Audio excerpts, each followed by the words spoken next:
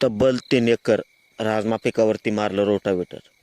याच्या मागचं कारण काय आहे, आपण हा प्लॉट कशामुळे मोडलेला आहे याविषयी सविस्तर माहिती आज या व्हिडिओमध्ये पाहणार आहोत.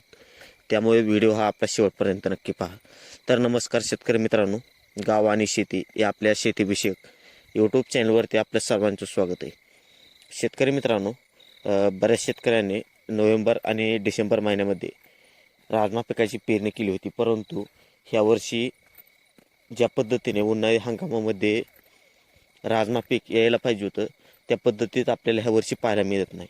त्याचं कारण म्हणलं तर सर्वात प्रथम कारण हे थंडीमुळे रोगाचा प्रादुर्भाव हा जास्त प्रमाणात व्हायला लागला आणि झाडावरती येलो मोजेक किंवा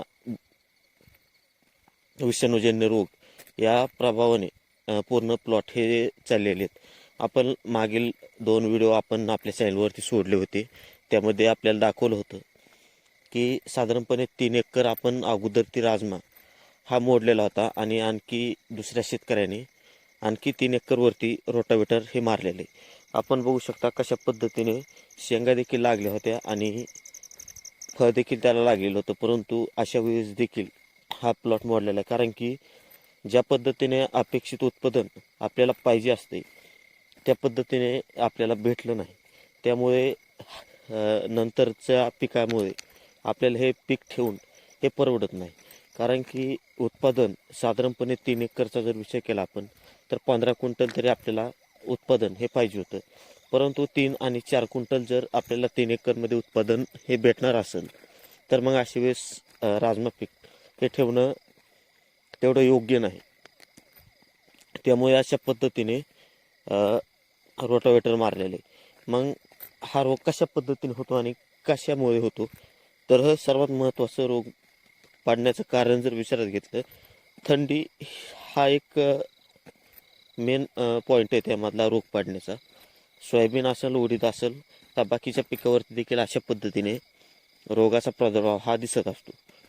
येलो मोजेक हा रोग पाडल्यानंतर त्याची लक्षणं काय काय दिसतात, तर सर्वात प्रथम जर आपण विचार केला लक्षणाच्या बाबतीत तर पानं ही पूर्णपणे आकडतात. त्यानंतर झाडाची वाढ ही खुंटते आणि झाड हे पिवळसर कलरचं आपल्याला पाहायला मिळतं. त्या झाडाला शेंगा देखील लागतात, फळधारणा देखील होते, परंतु ज्या पद्धतीने त्याला फळ लागायला पाहिजे त्या पद्धतीने लागत नाही. 1-2 शेंगा लागणार आणि साधारणपणे 4 ते 5 दाणे एका शेंगामध्ये भरायला पाहिजेत, परंतु 1 किंवा 2 दाणेच शेंगामध्ये भरतात की त्यानंतर आपल्याला त्याचं उत्पादनामध्ये खूप मोठ्या प्रमाणात फरक दिसतो. मावा देखील खूप प्रमाणामध्ये आपल्याला पाहायला मिळतो. मग आता बरेच शेतकरी म्हणत असतील की याच्यावरती उपाययोजना आपण करू शकतो. तर शेतकरी मित्रांनो, याच्यावरती उपाययोजना आपण करू शकतो, परंतु त्याचा कसल्याही प्रकारचा आपल्याला फायदा हा होत नाही. कारण की हा रोग जर राजमा पिकावरती पडला तर पूर्ण प्लॉट हा आपला जात असतो. त्यामुळे शक्यतो राजमा पिकाची पेरणी करत असताना एक गोष्ट लक्षात ठेवली पाहिजे. राजमा पिकाची पेरणी ही सोयाबीनचं पीक काढल्यानंतरच आपण त्याची पेरणी केली पाहिजे. कारण की नंतर जर एवढ्या मोठ्या प्रमाणात नुकसान व्हायचं असेल तर ही एक अवघड गोष्ट शेतकऱ्यांसमोर आहे.